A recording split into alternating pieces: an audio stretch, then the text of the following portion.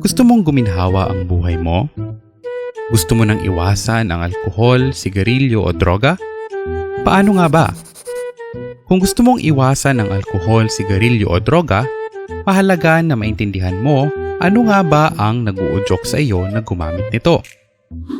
Ang udyok ay pwedeng manggaling sa ating sarili. Minsan galing ito sa ating katawan tulad ng pagkaranas ng pagod, gutom o kaya antok. Minsan naman, napapagamit tayo dahil sa ating mga emosyon. May mga napapasigarilyo dahil sa pagkabagot, mayroon ding umiinom kapag malungkot. Ang mga udyok ay pwede ring manggaling sa labas ng ating sarili tulad ng mga bagay na nag-uudyok sa atin. Halimbawa nito ang mga magazine, mga programa sa telebisyon o mga pelikula na nagpapakita ng paninigarilyo, pag-inom ng alak o kaya paggamit ng droga.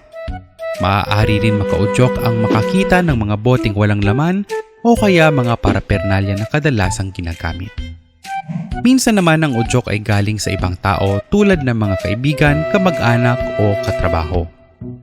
Maaari rin makaudyok ang mga lugar tulad ng mga inuman at bahay ng kaibigan na gumagamit ng sigarilyo, alak o droga.